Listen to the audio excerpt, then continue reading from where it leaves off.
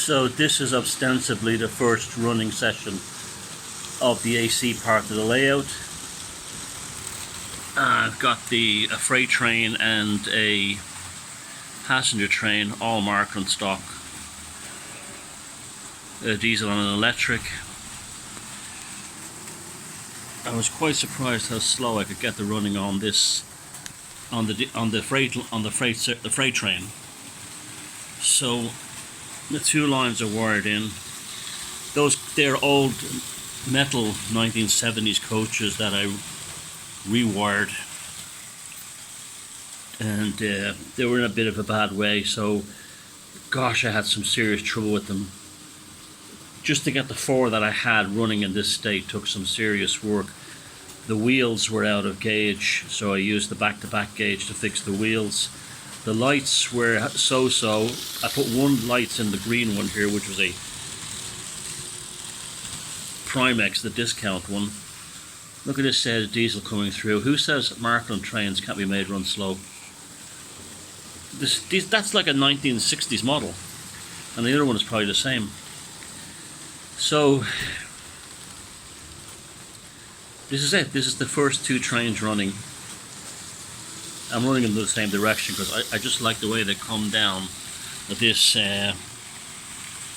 this area here. Like I'm sitting here at the control spot, and this is the stage. This is where you're sitting here and you're watching the trains, and they appear like actors out of a scenery. So I've always liked that kind of effect. So here we have the passenger train with the electric coming around by the signal box between the trees. It comes into view across what, a parade area basically.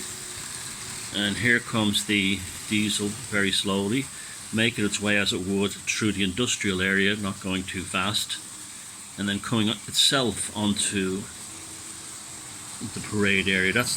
They're all marked in the stock, except that van there is Pico, that's Lima, and the last one is a Pico Dior one with the brake compartment at the back.